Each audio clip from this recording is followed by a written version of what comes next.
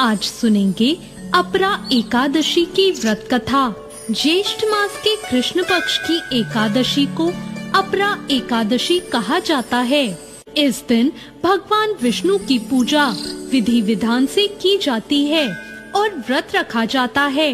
इसे अचला एकादशी भी कहते हैं। मान्यता है कि इस दिन एकादशी का व्रत करने से मन से हर प्रकार का भय दूर होता है और प्रेत योनि से मुक्ति मिलती है। माना जाता है कि अपरा एकादशी का व्रत परम पुण्यदायी होता है। मान्यता है कि इस व्रत को करने का फल मृत्यु के बाद भी मिलता है। इस व्रत को करने वाले को मरने के बाद मोक्ष की प्राप्ति होती है और स्वर्ग में स्थान मिलता है। भगवान कृष्ण ने स्वयं इस व्रत की महिमा के बारे में धर्मराज युधिष्ठिर को बताया था।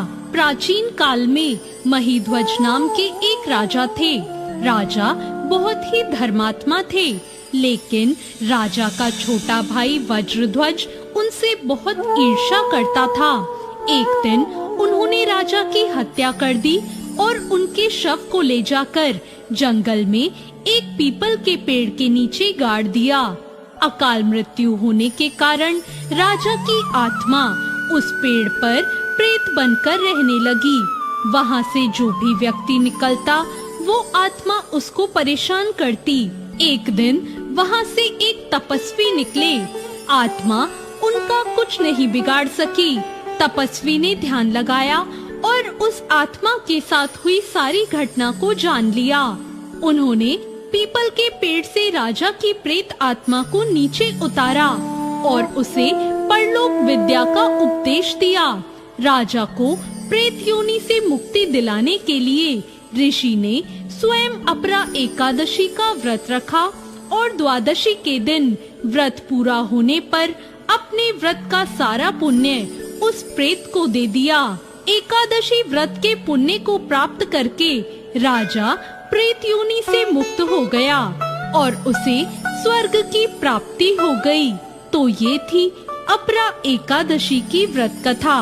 अपरा एकादशी के दिन उपासक को सच्चे मन और श्रद्धा से इस व्रत करने का संकल्प लेना चाहिए।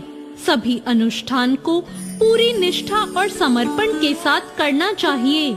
इस व्रत को करने वाले को सूर्योदय से पहले उठकर स्नान करना चाहिए।